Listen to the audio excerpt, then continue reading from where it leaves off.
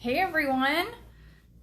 On here to give you a little bit of an update. This is day 5 of my 365 day lives. And yeah, I'm home. I got home late last night. I think this morning. I guess I got home at like midnight. Didn't get into the hotel room until like 1:30 in the morning, but it was, Hawaii time, that's only, 10. Yeah, like 10:30, and I usually go to bed around 10:30 or 11, so it really wasn't that different to my system, so it didn't really matter, but yeah, I'm super happy to be home, and it's definitely different. I mean, it's not beautiful Hawaii. I'm in, like, ghetto-ass fucking Gresham, but I don't even care. I just love being home, and wow, if it doesn't feel amazing. Hi, Amber. If it doesn't feel amazing to have my nervous system, like, literally just, like, relax and be able to fucking breathe.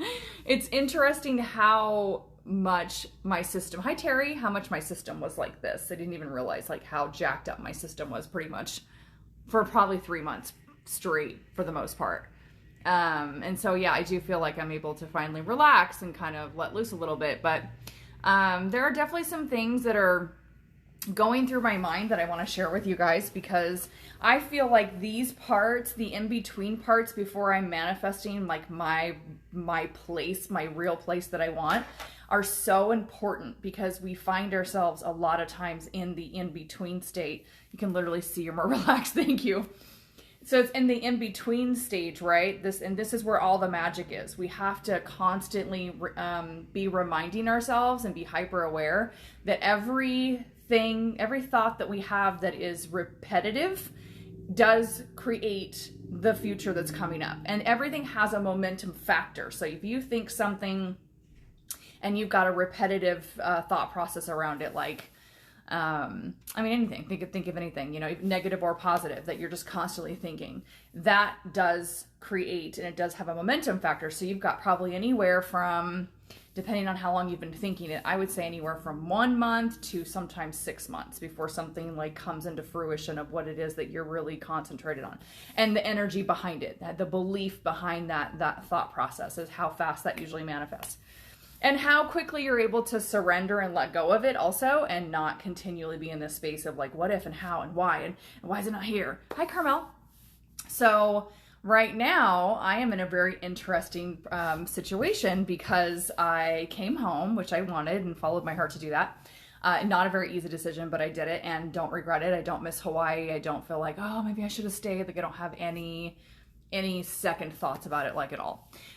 Even with the sirens going out here and like people fighting in the freaking hotel room today, and like, just, the lady at the front desk clearly doesn't like me.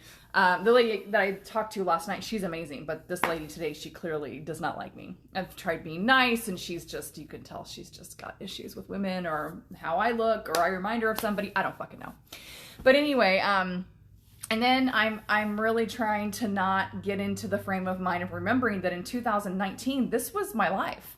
I was living in a hotel with my best friend, Stephanie. Now I'm by myself, but with my best friend, Stephanie, we were stuck there for 6 fucking months. We were almost homeless every fucking 2 weeks. And I feel like one of the reasons why this is coming up possibly for me is because I'm a big believer, just from trial and error, that when situations or relationships or certain types of people are triggering you, coming up in your life, if it's because you haven't had a different reaction to that situation and it hasn't cleared out of your energy system. So it's just continually to create. So for me, and it's weird, it's interesting, if there's one thing that Hawaii has totally taught me, it's that everything is provided for me. Everything. And it's only recently, in the past probably 2 weeks, that I've had a really deep centered feeling of like real true belief about myself and my work and worth in this world. And so that's building. That's having momentum factor. I know that's why I manifested the studio in Hawaii, right? Which was like literally overnight, in my opinion. But at the same time, I know there's some energy that's working from my thought processes that have changed so much, and my levels of true safety, of knowing where my true safety is, which is myself, and knowing that true happiness comes from inside of myself first.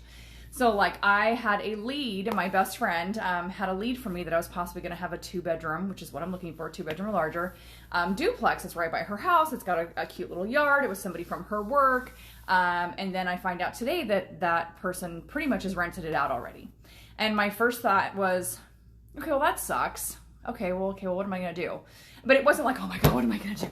Oh fuck, what am I going to do? It wasn't like that. It was just like this, like, okay, well now what? And so my best friend, who's definitely not as awake as I am, she's getting there, but she's like, so what are you going to do? And she said, if I thought, so what are you going to do then? I go, I don't know. I guess I'm going to stay here. I have some money saved, so I guess I'll stay here until something appears. I said, I don't, literally swear on my life, have no worries or cares about what's coming and what and when and the how. Like I literally don't care. Not don't care. I just don't have any, oh God, I'm just getting, I'm understanding. This has been happening. I've been doing these lives, you guys, and like these like, ding, like big, huge aha moments have been happening. The last one I did yesterday was massive. And it's because of the, oh crap, did I really just have a big aha moment and then fucking lose it? Damn it, I hate it don't you hate it when that happens? Crap, I don't know what I was thinking. Damn it. I was just thinking that I don't have any issues with, like waiting to see what's going to happen or what's going to appear or what's supposed to come to me. Why was I saying that though? But anyway, I don't, and I'm super, super relaxed about it. It's interesting how I'm just in deep, deep faith. And I think what a lot of it is that studio came up like so instantly that I was like, oh, and I knew it came up because I got into a certain point in my mindset. It's 444 and there's 4 people watching right now. 4s are about stability and security, by the way. Thank you, Source. I love you. Yeah, so that's like huge. Hi, Jennifer, deep faith. Love you. I love you too, honey. So I just feel like I followed my heart to come home. Oh, here it is. It came to me again. Here it is. Okay.